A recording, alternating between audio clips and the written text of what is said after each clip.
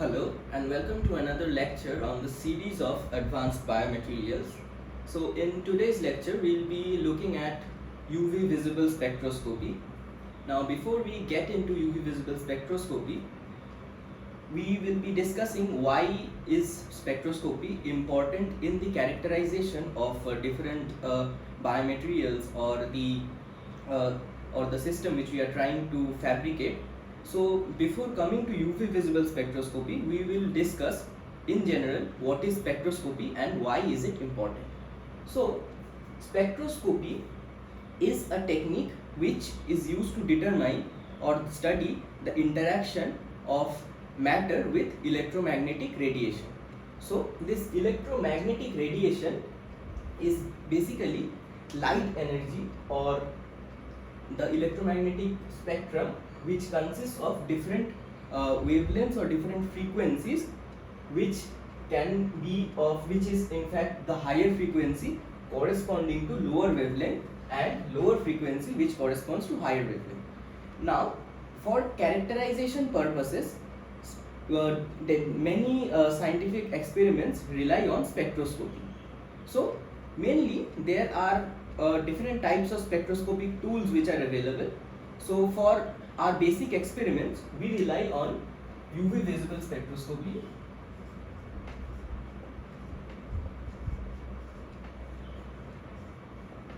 then there is another range of the spectrum which is called the infrared spectrum. So the technique which relies on the infrared spectrum for the characterization of any biological element or an analyte is the infrared spectroscopy.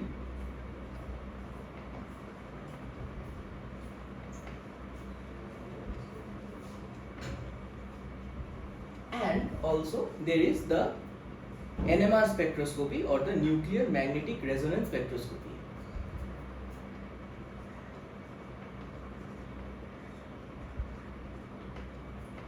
So in this or in today's lecture we will be looking at the UV visible spectroscopy.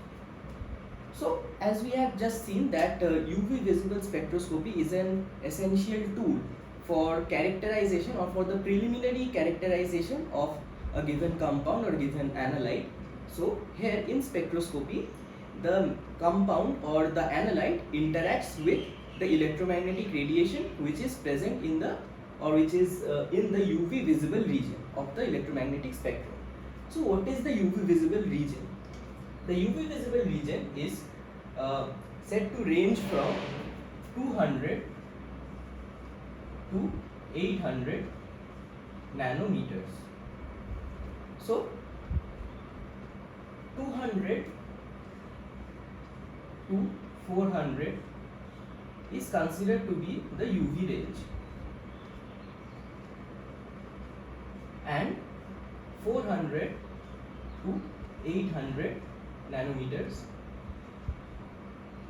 corresponds to the visible range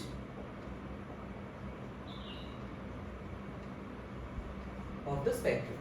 So UV visible spectroscopy essentially implies that the analysis is going to range from the UV range to the visible range, combining both. So in today's introductory session we will be looking at what is the electromagnetic spectrum and what is spectroscopy, how the analysis is done. So why do we need to perform this UV visible spectroscopy? So suppose we are fabricating or we are making a material and we need to find in which region of the electromagnetic spectrum, especially in the UV visible spectrum, that analyte absorbs the electromagnetic energy.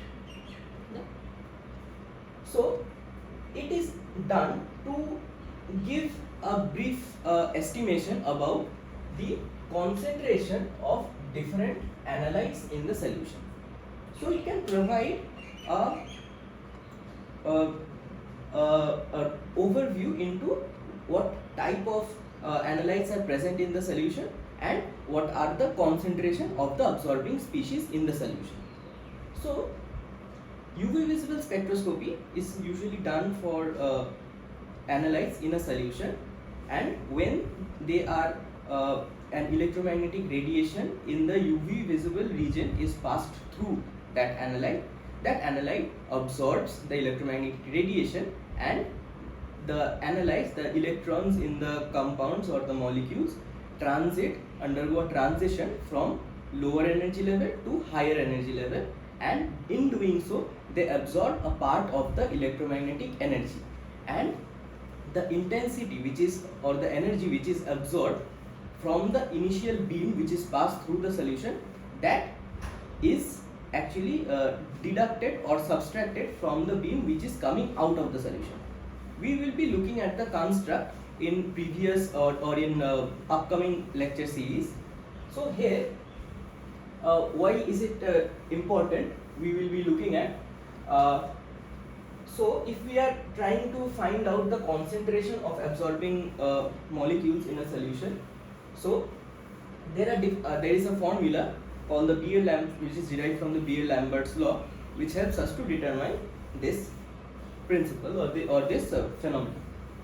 So in the UV visible region, if we discuss, so this is the lower wavelength region.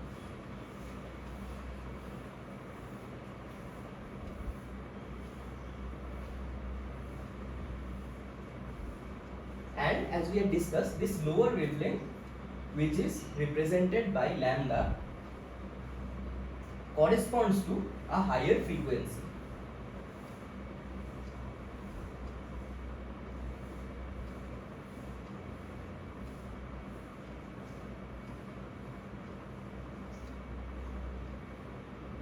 Which is represented as n.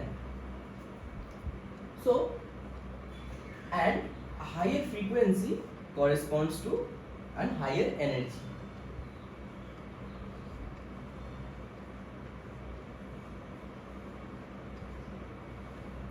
So, if we are passing light from 200 to 400, here in 200 part, it is the region which has the lowest wavelength and the highest frequency. So as we move to a higher wavelength, say the 800 nanometers, which corresponds to the red region, and 400 corresponding to the blue region or violet region.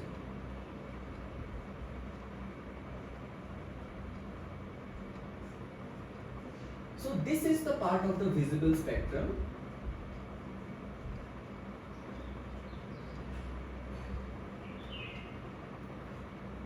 So from blue to the red region, the wavelength increases,